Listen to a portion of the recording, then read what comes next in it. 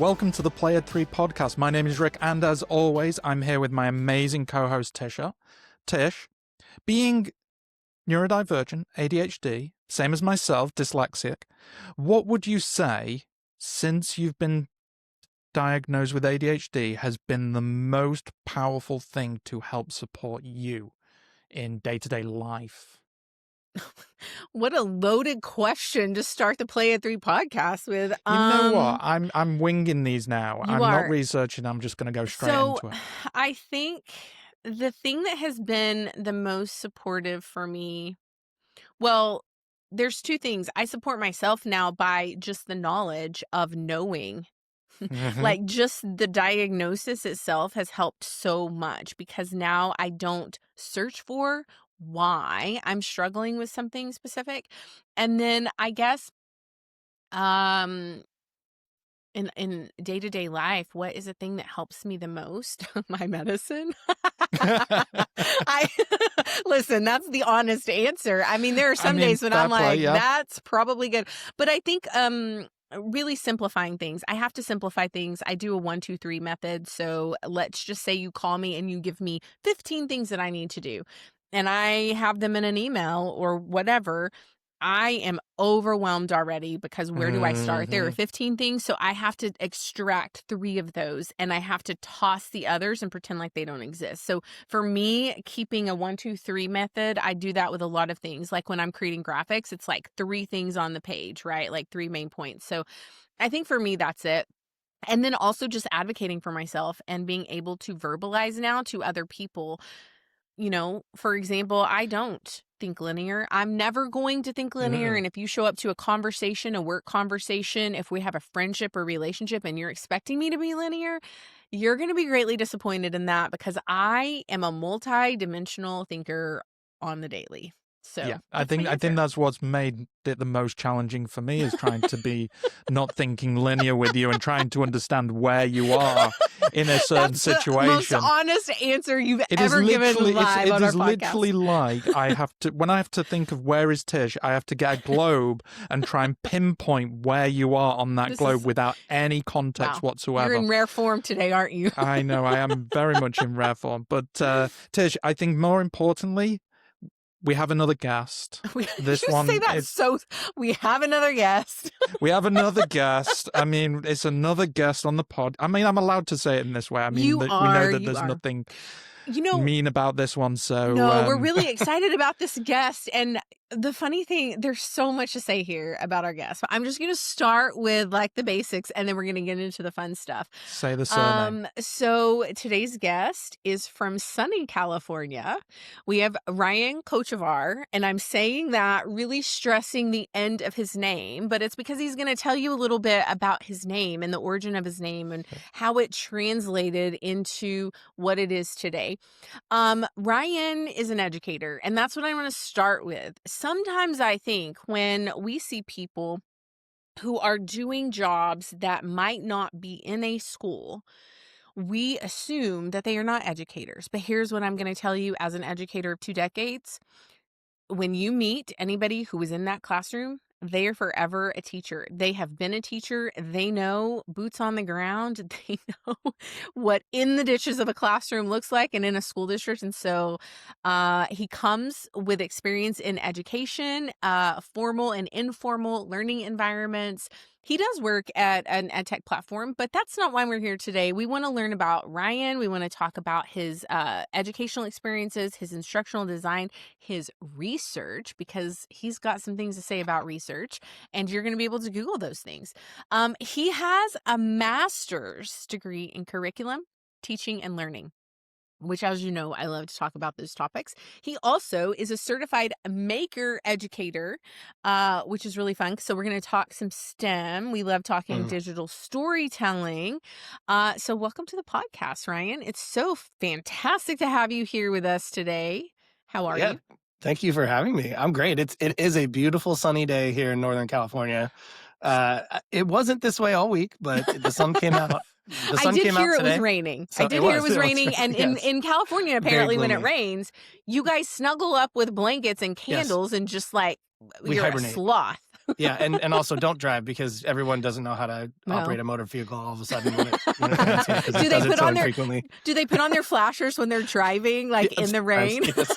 Or just very slow. Oh my God, there's a puddle on the ground. Got to avoid that. That's hysterical. It was raining here too this week, and Rick is coming into this conversation, so I'm actually teeing you up, Rick. Just wait. So it was raining here in Texas, and it was raining all day, essentially, just rain and more rain. And so, about 6 o'clock, Jace he told me, "Hey, let's go. Do you think we could go thrifting? Let's stop by the thrift store." And I was like, "Okay."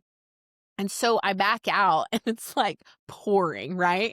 And I was like, "Are you sure you want to do this?" And he was like, "It's just rain." And I was like, "Okay." So we go to the thrift store and we just walk in and it's pouring like really hard, like puddles everywhere. Nobody's at the thrift store except for us. And then we stopped by the shop to get some French bread for dinner. And he was coming out and I saw these two adult men with like their socks on and their little like Nike sandals. And they were like tiptoeing in the rain, but also running. And I was cracking up because I was like, I just don't think people understand this is a slow rain day compared to Manchester. You really don't think linearly. I don't. Really doesn't. I don't. But you lot are enjoying just rain. I mean, I just had to convert it to Fahrenheit, but it's been 25 degrees here last week. I can't do that. Sorry. Raining most of the days. We basically had a storm last Friday. It was, I think, if you look at it, we were in the 50s, 50 degrees at least, maybe pushing to 60, and then it just plummeted down to 25 degrees. So we've enjoyed very cold weather. My fingers are actually feeling quite cold right now while we're doing this podcast. It's just completely changed. But when it rains at 25 degrees here in Dallas, it's going to be ice. Or ice, yeah. So I'm confused. Like, you're telling me it's raining, it's 25 degrees, and you're just like, chill over there? Does that mean that we're tougher than you?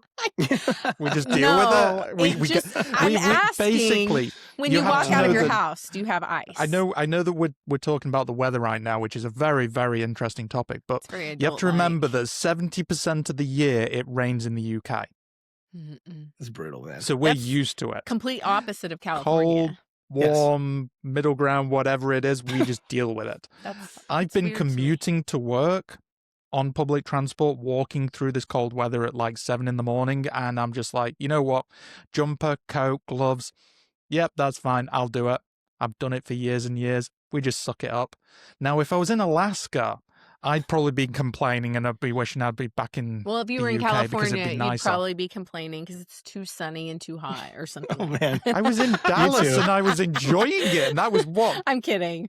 Okay, well, let's get Ryan emotional and motivated with some questions. Let's do it. We've not given him these questions ahead of time. That's what you should know. We never do. And these will evolve into whatever Ryan wants them to be. But I do want to highlight your last name because you have some interesting history with your last name and where your family's from. So share the evolution of your last name and the pronunciation. So it's definitely a unique last name. And it's Slovenian. So when I was growing up, though, the country of Slovenia was part of Yugoslavia. So when I would talk to my grandparents, my grandpa would always say we were Yugoslavian. And I'm just interested in history and origins of things, of people, of places, for various reasons. But when I got older, I was, obviously the Yugoslav Republic broke up, and the individual nations that made that up became their own sovereign countries. Slovenia being one of those.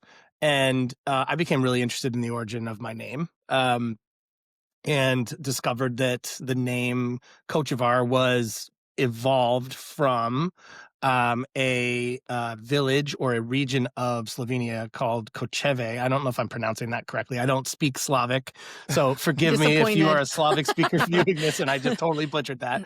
But it's I believe it's called, it's the at least the way I have been saying is like Kochevar, and so the south of Slovenia, that region. And so that's where the name comes from. And when my great grandparents immigrated to the United States via Ellis Island, they couldn't pronounce it correctly, so it was changed. As many stories you can find about names of folks coming from various parts of the world through Ellis Island or even through Angel Island in Sure. California, and the names just being completely bastardized, right? Like, oh, Yeah. well, we can't pronounce that, so we're going to say this instead. Yeah. So when that happened, it became Kochevar, which eventually became Kochevar in the 60s. My grandfather used to pronounce our name Kochevar.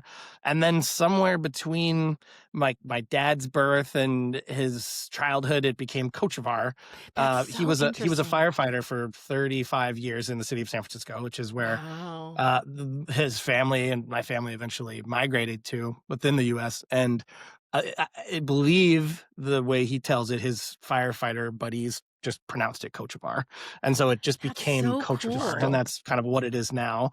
There are a few Kochevars. You can search the last name and a few folks will pop up. There's even another Ryan Kochevar out there. Really? Which there is. Really? I found him. He's in New Mexico. Funny story about that. Woo. Funny story about that real Yeah. quick. It was my first year teaching. So let's connect the dots here. Sure. Right? And I was teaching 4th grade in a little town called Albany, California. Yes. And some of the moms had Googled me. I was a young teacher. This is gonna be Probably, how good. old would I have been back then? Like 23? 20, 20? 26, Oh, okay. 26, 27. Okay. And so this was 2012. Wow. And Well, that puts it in so they perspective for me. Googled me, and I'll get 28. Okay, I got the age right, 28. And I guess a mugshot came up of someone named Ryan Kochevar in New Mexico. And so, like, didn't look anything like me. I don't think. Hopefully. That's so funny. But I remember They assumed. this mom, and we had been friendly. We had gotten to know each other a little bit through the first month or so of school. But she comes to me and she's like, "Yeah, so I Googled you. You know what came up? Your mugshot." And it looks like you've been arrested in New Mexico. And I was like, that's not me. That's another Ryan Kochevar. But they were surprised because the name is unique. So they weren't expecting to find Sure. another Ryan Kochevar. So I remember feeling that feeling of dread, like, oh no, what did they find about me? Not that I had done anything wrong. You know, I don't have a record or anything, but just that sort of like panic of, oh, what'd you find about me online? Well, it's funny because you did that with me too. We did. can deep dive that. We won't talk Yeah. about that today, but you and I do have something in common. We're both adopted, which I'm Correct. not sure a Yes. lot of people know that about the two of us. That's actually one of the ways that we connected early on. Yes, that's true. And so I love taking Ryan down these energy particle conversations is what we call them, and they just always bring so much joy whenever we see each other at conferences or whatever. So here is my question for you. Okay. And it's going to really tie in, like you brought us the mugshot of teaching and the parents. Yeah. I want to know what belief about learning, especially in the early days, changed your trajectory of your entire teaching career. And who challenged you first with that belief? That's a great question. I took a little bit of a meandering journey into education. I studied archaeology in school. Really? And I got a degree in anthropology with an emphasis in archaeology, and I was going to go do digs, is what I thought. That's It so turns out- cool. Turns out it's not as cool as people make it sound.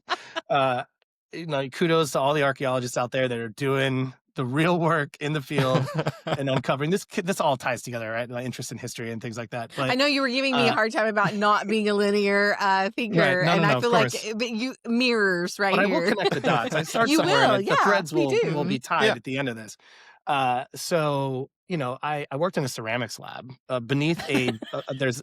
Sorry, went to I'm school- sorry. Can you just give me a second? So we went teaching, mugshot, archaeology, now Yes. ceramics. Okay, I'm ready. So ceramics, it connects because Okay. what I didn't realize is you need a PhD to be anyone and make any kind of living or career in archaeology. Now that's not entirely true, but that's sort of the end result of what you might do in a field like that is go back to school and continue to go to school and write papers and teach. And at the time I was like, no, thank you. I'm done with school. I don't want to go back to school. So I ended up moving on from that field very quickly and getting a job as an account manager and then this is going somewhere, I promise, at a waste reductions company. and a lot of this This is very so fun. interesting history because Somebody needs to visually put this on a slide deck for us. yeah, the meandering journey of Ryan. Yeah. Yes. So Let me get started on that. yeah. So what I ended up doing there was training people Mhm. on different ways that you could reduce waste in an office building. Okay. Mhm. So like how you might compost or start a composting program, how you might start a recycling program. Mhm. And it was a very educative experience because I was developing the training materials and going out and like working with people in offices to teach them how to do something different. Mhm. Right. Mhm. Anyway, long story short, I let that go. And my sister-in-law at the time was a teacher, third grade teacher in Southern California. And my mother-in-law was a librarian and Mhm. worked in schools her whole life. And I was kind of like looking for what was next. Mm. I've got this sort of natural ability to relate to kids and have Yeah. fun. And I had a lot of Yeah. nieces and nephews that I was very good with. And so they were like, well, have you ever thought about teaching? And I was like, no, I haven't at all thought about teaching. Mm. So, fast forward a couple years and here I am in the classroom. Right. And I think at the time I had no idea what I was going to do with the kids that I had. I feel like I was a third and fourth grade teacher for just a very short time, not as long as probably you should be, I think, to get a real sense of the structure of education. I got that in the time I spent in informal ed, and Mhm. I'll talk about that here shortly. But my time in the formal classroom was very short. It was 3.5 years as a full-time teacher and a half year as a long-term substitute, right? Mhm. Mhm. Out of the teaching program that I went into. But what when I was teaching, it was at the very beginning of the sort of infusion of technology in the classroom, Mhm. and very, very few tools were being used. I think at our school in our grade level, we had Google Classroom, and we were just starting to get kids producing works in Google Docs and taking notes digitally, and sharing homework assignments, assigning projects through Google Mhm. Classroom, right? Like, but Mm. that was it. Um, and using very few technology tools, I was doing a lot of stuff pencil and paper. And my fourth grade colleague continually challenged us to figure out different ways of making the experience more engaging for the students that we were teaching. And Yeah. that was a time where the school I was working at was a school that had a transient population, so folks that would come in and leave for the Sure. purpose because the school was in a graduate housing block for UC Berkeley. Oh, So we saw wow. a lot of students, neighborhood kids, yes, but we saw a lot of students of visiting professors or adjunct faculty that would come in, or graduate students that would come Mm. in from other countries would live in Wow. the UC Village and send their kids to our school. So at any one time, I'd had 17, 18 languages being spoken in my classroom, Wow. right? Like at one year, it was just a plethora of different kinds of languages. So the challenge to differentiate the instruction and Mm. to not just do, and so this to say in the classrooms that I was trained in, that was not the case. So it's very homogenous, very much like Mhm. this is the Mhm. instruction for these students because Mhm. it was more of a homogenous population, and that was appropriate. And so with me, I was so raw and new in the field that I just was like, well, I'm going to do everything I saw my mentor teacher do. And it didn't work, right? Like m- That's I that's such a let's just failed my stop for a students. second. You're like, "I did everything like my mentor teacher, and it didn't work." Like, why aren't they getting this? Why aren't they Yeah. right? So it was like their math scores were terrible, their language arts, the way they could express themselves through writing was bad. And it was like, it's not the kids. That's not the kids. That's me. Mm. That's me Mhm. not being able to do that. And I didn't Mhm. see that at first, but I was very much pushed by two colleagues of mine in that year. I had a great team that first year that I taught in fourth grade, and it was pushing to see the design of learning differently because it had to be, because I Mhm. couldn't reach the kids I needed to reach doing the same things that I had done with a population of kids that was not like the kids I was teaching in that year. So for me, that was context. And it Absolutely. was everything can't apply everywhere. It has to be contextualized, and it has to be differentiated. And I'm not saying using technology was like the end all be all of that, but it Sure. certainly helped. Absolutely. And I got really, what was cool about that year was we decided to take, we had so many language learners, English language learners, that we were able to group them according to their, I can't remember what it's called, the beginner, intermediate, advanced Mhm. students. Mhm. And we created what was called just right groups for half an hour instruction 4 times a week. And they would group them, and each of the teachers would take those kids, and we would provide different kinds of academic vocabulary instruction. So I got really good at like understanding how you're to teach vocabulary to students that have Mhm. different ability levels in the English language itself. Absolutely. And so that really challenged and pushed me to think about how to create a different kind of learning environment where students were providing the means for me to understand that they knew what they know. And it Yeah. wasn't just like take a quiz, take or do a spelling test, right?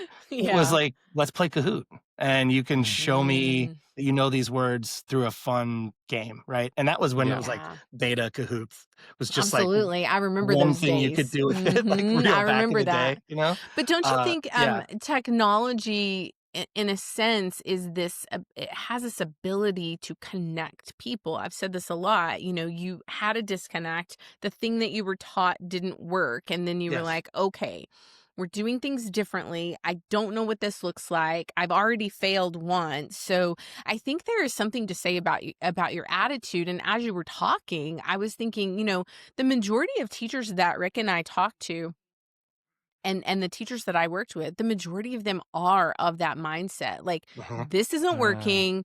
I need to go find what is working. I Right. cannot just lean on what I was yep. taught and what my past experiences. I have to be open-minded to what else is out there.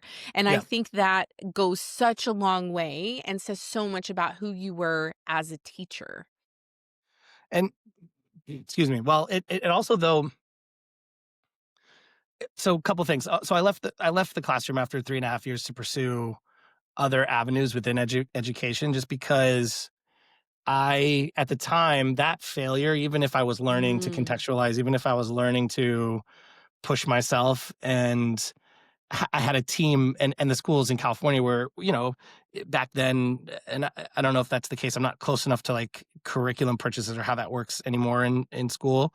But we had a curriculum that was sure. state mandated, the math curriculum, the English. We had the ability to sort of design our own experiences, which was very Mm-hmm. freeing. Mm-hmm. But it's still within the confines of the formal classroom. And Sure. I was so not ready to deal with the sort of, and look, I own this for sure, but like I felt like I was doing such a disservice to the students that I was teaching for whatever Mm, reason. That's, I mean, unpack that in a Sure. different setting. But I left because I felt like I couldn't do it in that moment and I think provide what they needed from I a think that's teacher, and such a I good didn't want to show up that way. recognition, though, Ryan. I think that is like, it's so interesting to just sit with that idea, right? Because as a teacher, I have felt that way. Uh-huh. Like, I just mm, can't, Yeah. I can't do this. I don't know where else to go. And I think as from a teacher perspective, I think a lot of teachers sometimes when they feel like they can't do that, there is this level of shame that they are like Right. kind of holding Yes. Yeah. on with them and then taking with them when they do leave. But I just want to recognize that, you know, that is it's courage either way. It's courage either way to like say, okay, this failed and I'm going to try again. And then, okay, now maybe I'm not the right person for this particular job or situation. And now I'm going to take myself over here. I think there's a lot of courage that's wrapped up into that. So I don't want to let you just, glaze over the fact, yeah. which is No, what that's fair. Ryan and Rick and I all do. I mean, we keep each other accountable. I want to just commend you for that because I think that is Hmm. that's hard. It's hard to and it takes so much self-awareness, I think, in that moment. Yeah. What do you believe was your biggest lesson though Mm. up to that point? So that's great, because this is what I was going to follow up with, that what you were just talking about. But I think the lesson I learned was, or the biggest sort of takeaway from that time, besides what I had spoken about previously in terms of the design of the instruction, the design of the learning environment, which obviously the next steps I took, that was my focus because I wanted to create really great learning experiences for students to experience education in a different way.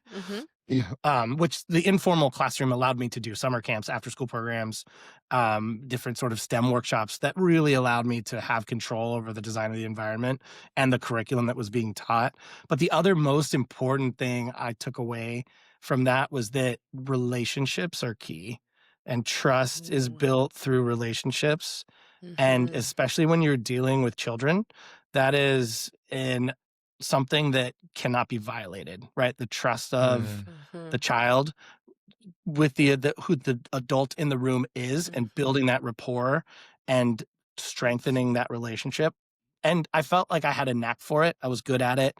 I really cared about these kids, right? I think that led me down the path of like, well, I care about them so much. I'm failing them. I'm not gonna do that, Yeah. right? So And you're so very that was much important, yeah, and carried that through. relational over Totally. transactional, which is what I 100%. hear you Yeah. saying. Yes. So what is a hill that you are absolutely gonna die on when it comes to building relationships in general?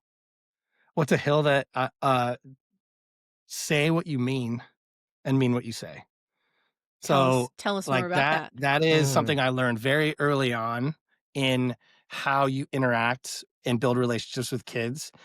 You have to be very clear and define what exactly it is that you're expecting of them, and Ooh. then everything you say, you need to be authentic in that response, or that okay, that communication with them. Mhm. So say what you mean, right? Be very clear. Don't cloud it in obscurity or whatever else, right? Be incredibly clear and mean it, right? So say what you mean and then mean what you say, meaning I'm going to follow through and follow up on whatever it is, or I'm actually going to be authentic in what I'm saying back to you. So this is another thing that just pinged to my mind. I did a lot of youth development workshops because the next phase of my career, I was big into youth development, and training myself on how to be a better worker with youth, right? Mhm. So someone who is a point of service person, like a teacher or an after school Sure. programs provider or instructor. I went through a lot of that. And there was a workshop where this woman shared an anecdote of her time teaching kids about when teachers respond inauthentically, what to do back to them. And she would always say, it's really easy when a kid comes up and shows you something that they did to say, oh, that's awesome, or that's cool, or that's great, and provide nothing else to that child Ooh. and challenge the adult on that. So she taught her kids in the after school program to say, what's cool about it? That's Or so good. what's good about it? And she said that the kids at first, like the They teachers, didn't the want to. formal school Mhm. teachers Mhm. felt like they were being challenged. And this is middle Yeah. school, right? Yeah. I didn't teach middle school formally, but she told the story. It was like these kids, this one kid who was, not performing and not relating to the teacher. The teacher had a hard time with this kid, and he said, "Oh, that's cool." And the kid responded, "What's cool about it?"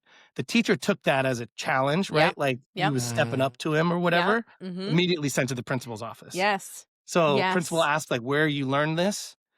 After school program instructor. So she goes to the principal to explain herself, basically, like Yeah. they want to know. And this whole point is like, you forget as an adult what that how it's being received, Yes. what you say is being received Yes. Yes. by Yes. the child that you're talking to, Yes. and the Yes. impact of your words. And so when I say what you mean what you say, that encapsulates what that means. It's like, if you're going to respond authentically, then take the time to respond authentically. Don't just give hey, a quick, that's It's great. a It's transactional dismissive, right? it's a It's very transactional. transactional Exactly. Yes. teacher-student relationship. And I think, Rick and I talk about transactional versus transformational. We talk about it in our book. We were just talking about it this morning on our pre-podcast recording day call about, you know, how do you approach certain things? And I think you're absolutely right on that.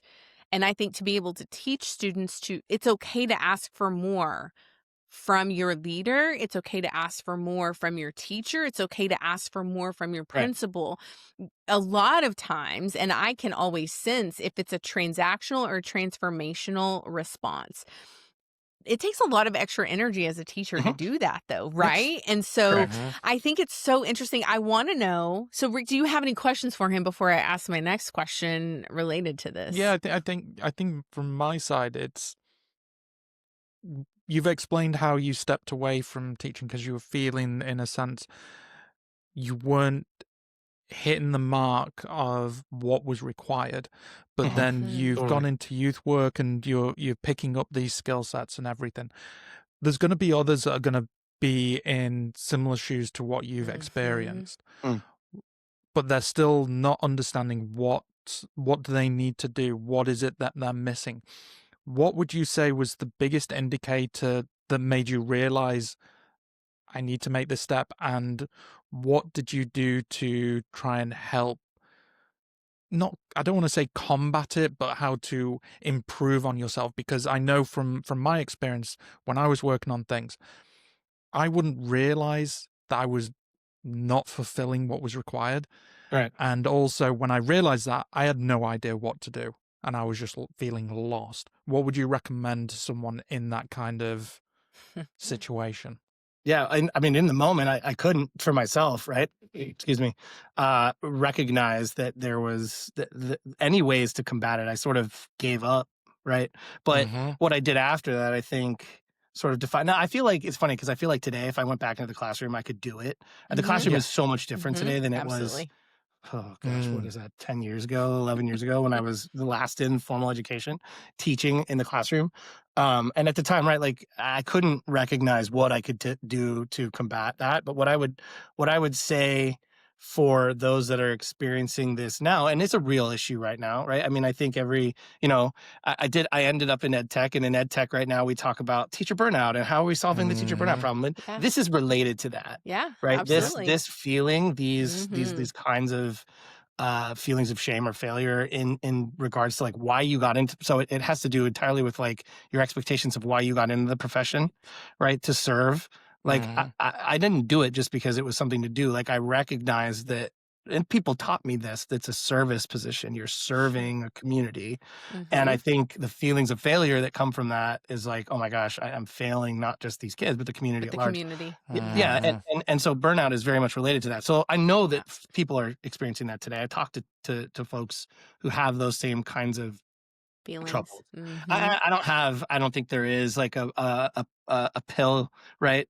The sort of like, hey, just take this pill and I'll be able to combat this. It'd make it easier, that's for sure, Yes, it if there would. was. Yeah, yeah. I think it would be find someone who's, if I had someone that was dealing with the same feelings and I didn't, or maybe I was unable to articulate it well enough to even find a person in my school site. Like I had teacher Mhm. friends, but this never It's came up. hard to It articulate only came up that. afterwards. Yeah. Absolutely. Yeah, yeah. Right. I think if you're reaching out to others and expressing how you're feeling, Mhm. and you can find someone who at your site or even in your life in general that could help sort of deflect those feelings, exactly what Tisha was doing with me, right? Like, Yeah.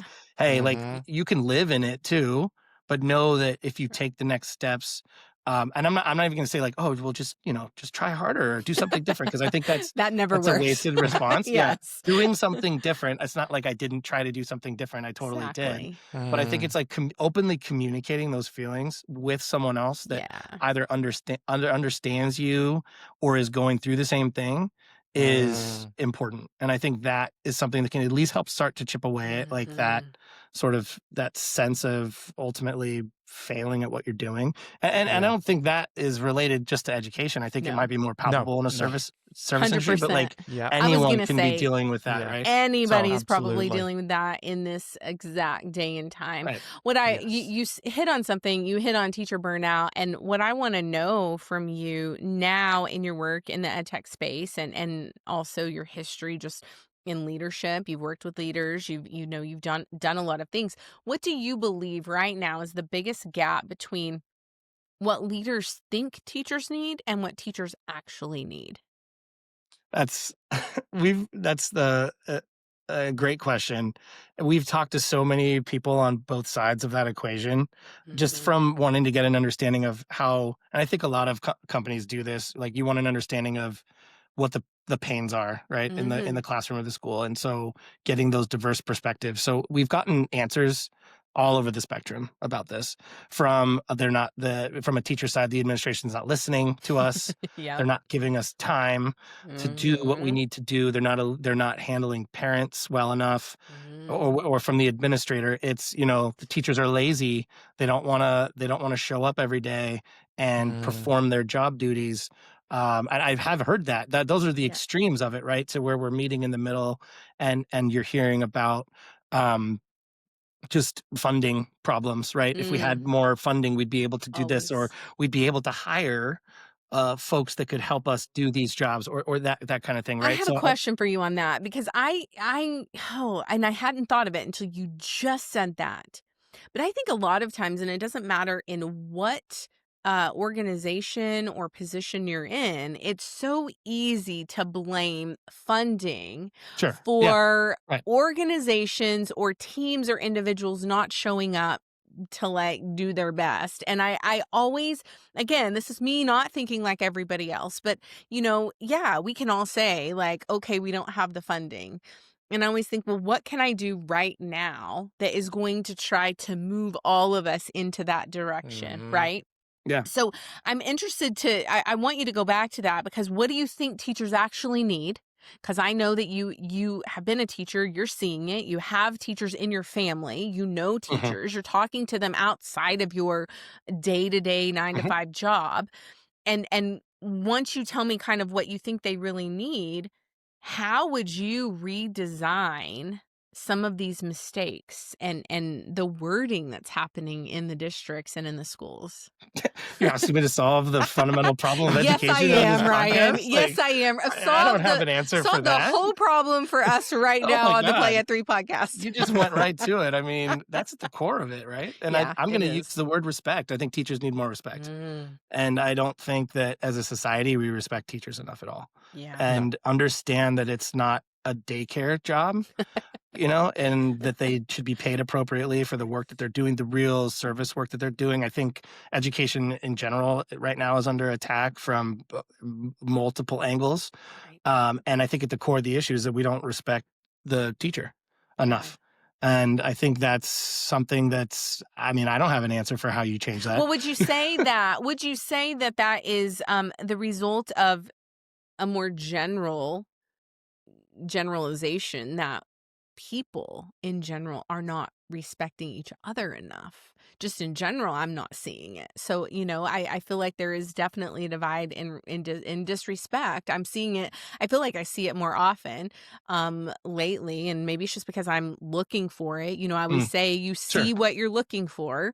And Mhm. so I do. I think it's really difficult. What do you said respect. So I'm going to translate that a little bit into what would a school look like if we truly trusted and respected teachers? Give them the ability to do what they think is the right thing to do for their students in terms of the way you're designing instruction, how you're carving out instructional time, what experiences you're putting in front of them.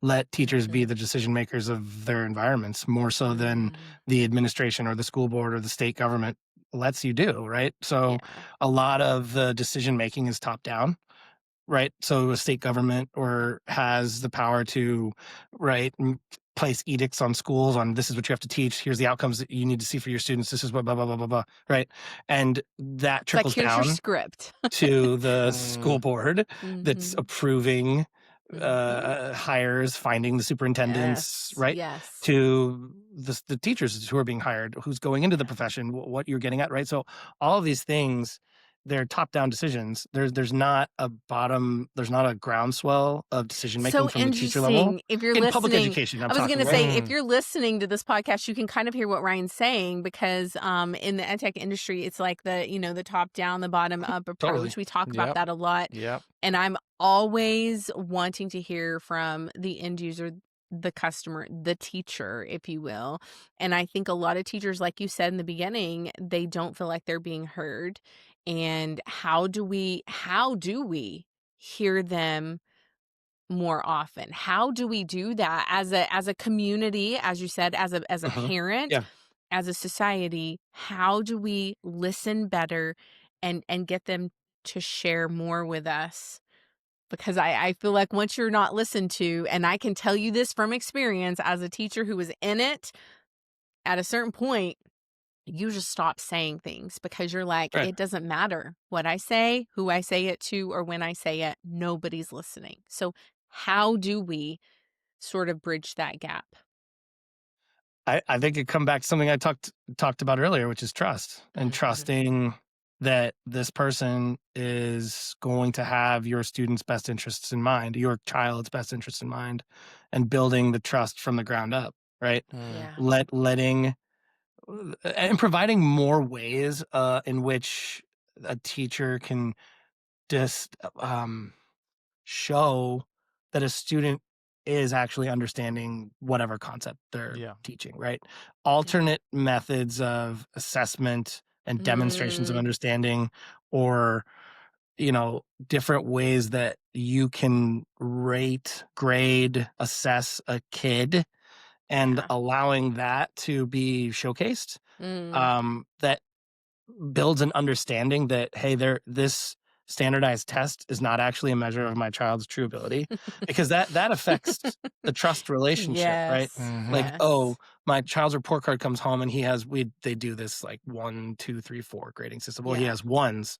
Well, why is that? What's the relationship that you have as a parent, the teacher has with the parent? How Mhm. are they actually demonstrating that they're either getting or not getting it? What's the true 'Cause it's not a picture of the partnership, child? right? No, Like right. that Yeah. I think that's what is missing so much, and, I just shared on my own TikTok, someone that we had as a guest, Matt, had posted something about, all my kids wanna go to virtual school, and they think virtual school is gonna be the best thing they can sleep in, and Right. and I wanna hear from a virtual school teacher, and I actually stitched that on my TikTok because I'm a virtual school parent, and what I say on that video is that it is a true partnership between Mhm. me and my son and Yeah, all of his teachers. And that's it. every one of us has an expectation of communication and respect and asking curious questions so that at the center of that, he is successful, right? And I think sometimes it's easy and I've seen it and I've experienced it sometimes as a parent. I'm like, you come at things from that one lens and you forget it's this whole group of people that are really needing to come together, and at the center of that is the student. Exactly. So yeah, And Mm. that what gets lost. The center of exactly education is the is the student, student. I right? have And look, none of these things are new.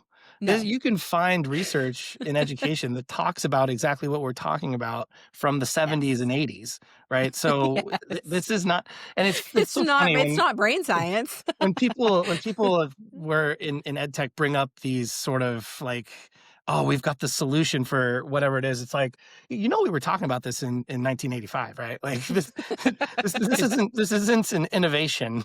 You're Yeah. just It's repackaging it to try and get Yes. people to pay attention to it in a That's different yeah. good. way, which I'm It's not saying is just bad. I'm just saying, like, these are problems that have persisted because the institution hasn't changed. yeah, Yeah. that's the problem is the processes higher up don't actually change at all. If you've got someone that's got a learning disability or a learning challenge, they're always going to be labeled as, oh, they need to go through this process. Correct. That is it. There's no actual understanding of what is it that they're finding difficult. How do they learn best? And what you were saying about allowing teachers to have essentially more freedom on how they communicate the information to the kids. Right. The one thing I wanted to kind of fall back on with that, because I know some people will be like, oh, we can't let teachers take control of what they're learning and all this kind of stuff because they'll start teaching us that the earth is flat all of a sudden. We don't But want that. Okay. no, we Like, don't want that. I'm not a flat But earther. I'm sorry. yeah.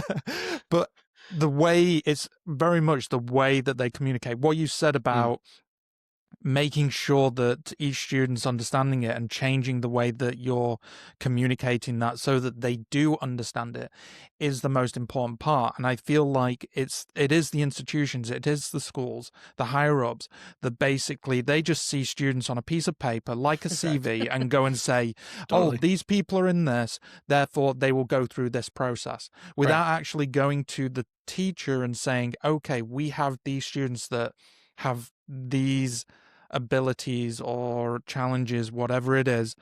How do you think we can move forward with these? How can we give them the best experience possible every single time? Because I think that's how I felt I'm talking decades now since I was last at primary school and stuff. But so we're back to the 80s was very, with everyone, right? I mean, basically, I think it's not changing. No, and I think that's something to say, Rick. You know, what you're saying and what I'm saying and what Ryan is saying, we're all saying that everybody needs to put a little bit more energy towards having the conversations and being part of the solution, right? Can I just say that I believe it's the institutions that actually need to put the energy into it properly? Well, yeah. I'm just going to say it because I don't care. Teachers, we see parents complaining about teachers, and we see teachers trying to shout but not being heard. Right. So who's the last one to sort themselves out? It's the institutions, it's the higher ups, it's the ones that just look at numbers and that's it. And it's the same at corporation levels. If you look at big companies, they're just looking at the numbers.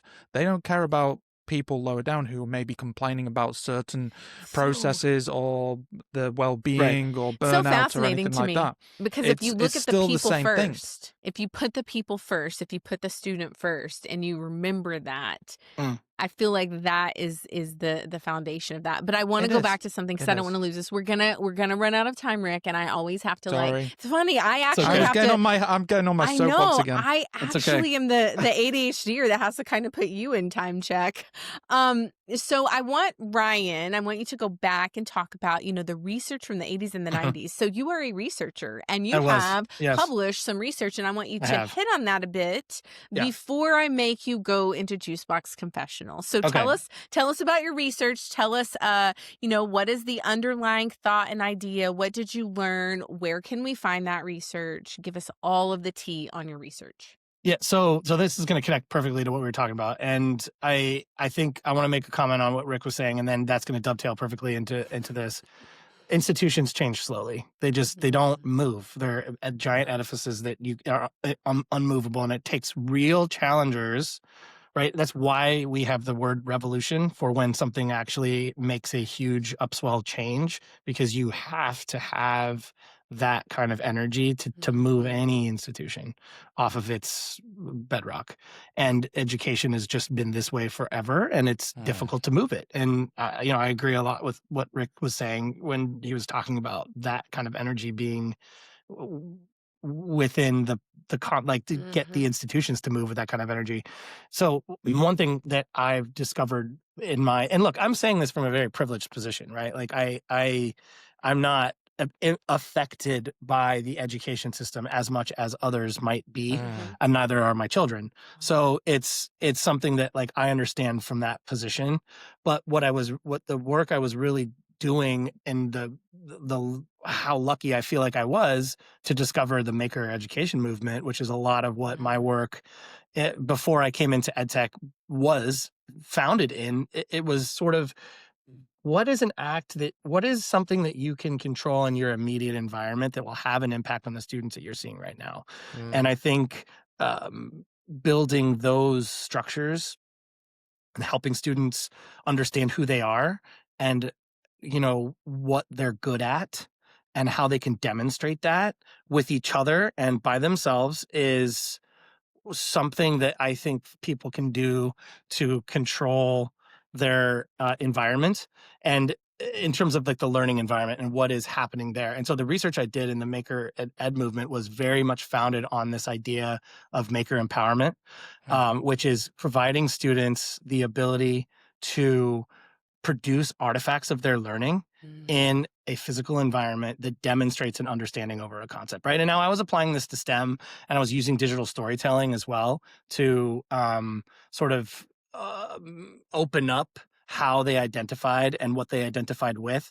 And so it was really a study around, like, does identity operate in a reciprocal relationship with agency? Meaning, like, if a student identifies very strongly in a certain discipline or with a certain particular topic, is there more of an inclination towards them being an agent of their own learning? Does that make sense? Yeah, Yeah. absolutely. Okay. Absolutely. So what I discovered was they don't actually operate in reciprocity. In this case, it's a case study. Yeah. It was with a workshop that I designed and put together over 10 weeks. And I did it all online because it was during the pandemic. Oh, wow. So yeah, the research took place from March 2020 to June 2020. What a perfect time. Okay. So put that lens on this as well. Yeah. All right. Yeah. And you know what we found, I was having them produce an artifact. It was still making in my mind. We were using Scratch, right, which is like a learn to code program, Yes. essentially. And a lot of kids use that to make games. We were Yes. using it to make stories and to tell stories. And so what was really cool about that was, like, I thought that, okay, well, if you're a good storyteller, you're going to be inclined to produce a good story, and if you're a good coder, you're going to you're going to come here and you're going to produce a really well coded piece of content. Right. And what I discovered was, like, that wasn't necessarily true because of the way that the students understood what storytelling was and what coding was, and their perceptions. I was able to interview them, and it was really fascinating. These are 4th and 5th graders. Yeah. And they were really able to, like, their perception of what coding was and, like, what good coding was or what good storytelling was had nothing to do with what they were producing, or they didn't were like, I remember the one profile that I built in the thesis that I wrote was, this is my story is coded really poorly because this is what coding is supposed to look like, right? Like an iPhone, or I think it was like a MacBook computer was what she was like, that's what good coding. My story does. But she produced, you should have seen the blocks of code and the way it's that like the story their perception of what good was not actually, they didn't feel like it was reflective in what they were giving you or what they were creating. It's so interesting. Like they were missing the mark, they thought. But that comes back to their identity and how they're relating to each other and to society and to the subject that they were engaged with. And what I discovered through this and through some research is that your a child's understanding of what a scientist is, or I'm using this as an example, or an engineer is, gets codified at a very young age. Yes. And if you're not giving children the ability to see themselves as that person or relate what those things are to their immediate environment, they're going to have a misperception of what they're doing against some inappropriate standard. It's like an imaginative thing in their mind. They don't have the connection to the reality. And I think that I love your research on this because I believed in that so much. I was like, if I want my students to understand that they could be in marketing, I have to show them what that actually is. What is marketing, and what would you do as a marketer, and what skills do you have today as a sophomore that are actually skills in marketing? And it's so interesting. Don't you think as teachers, we are myth busters in a sense? That comes back to the whole point of when I was talking about allowing teachers to design instruction in their context and learning environments that will promote and produce different ways of assessing students. And look, I don't think I'm not saying that you might feel like making is that sort of one pedagogical twist that you could add, but I sure think it could be, just because it allows students to produce artifacts of their own learning. It breaks down what different subjects are, and that learning is not interdisciplinary, because it absolutely is. And so when you're looking at it through that lens, you're allowing multiple points of identity to take shape in one learning experience or in one learning environment without saying like, this is what science is. It's This very, is like, what English again, it is. goes back to what This we were is what this talking is. about. It's not linear. The learning Right, isn't exactly. linear. Yes. The application isn't linear. And what they're creating isn't linear. And as you were saying that, I was imagining if I were the student in your classroom, the 4th grade student, I would have these little like bombs going off in my brain all over as you were teaching me all of these things. And I think that's what's supposed to happen, right? But the kids that really take to this are kids that don't do well, like in the sit and in get the regular environment. sit and get and the standardized test. Yeah. I would have been that kid for sure. Well, Right. listen, speaking of kids, we're going to go back to when you were a kid, Ryan. Okay. Because Okay. I know, because I can go with you down the, you know, the deep research route. We can talk about all of that, but this is the Play at 3 podcast, and I thought we Okay. could have some fun with this. Little did you know, Ryan was actually a band kid, but not in the sense that you would expect. So we're going to talk about that for a second. We're Yeah. also going to attach a little photo to our podcast notes so that Oh you my can God. all enjoy. Yes, we are. I mean, Great. listen, Sweet. don't doubt. Tisha Ponzio is going to bring fun to this podcast I no was so matter cool who back you then. are. You are so cool, and your hair was even cooler. So cool. I'm glad I still have it. Let's just say that. So you were a band. You were in a band. I These was are in a going to band, be some yes. quick fire things. This is Okay. called Box Confessional. And Okay. that is exactly what it is. We're going to be talking about some confessions of when you were younger. Okay. So I want to know, I want to know if your band had any love triangles. yes, we did. Just one or more than one? Just one real one. Okay. One real one. Did Yes. that evolve into fist fighting or band breakups? No, but it did result in songs being written about me. How many songs? That's Just actually one, great. right? One Just one. song. That's Yeah. great inspiration, But actually. that person that was the third of the love Yes. triangle Yes. had many songs written about her. Okay, we're gonna leave it at that. I'm not even gonna Yes. ask her name. She at No, some I'm point not- will I'm probably not be saying names. listening. No, Okay, hopefully, yeah. let's see. Were you the lead singer actually? No, I was the drummer. You were the drummer, okay. Who in the band caused the most problems and why was it the drummer? I caused the most problems. I know. I mean, really. Because I was that kid that just wanted to push the boundaries whenever I could. Yeah. What's the worst venue you played as a band member? Oh, that's easy. Qzar laser tag. Uh-huh. Do you remember Qzar? It was like a brand in the 90s. But I am dying because Okay. it says laser tag. Yeah. We played tells for me. 2 people at the Pleasanton, California Qzar, which is and then we got free laser tag afterwards, which was kind of fun. But that was by That's far awesome. the worst venue ever. Okay, and next question. Did you ever have a signature move on stage, like a hair flip, a foot stomp, or like I'm really into this like drum solo face? Yeah. I move my mouth by ba, ba, ba, ba, ba. Oh, okay. Yeah, it's not a signature move, but that was sort of a tick that I had that I couldn't get rid of.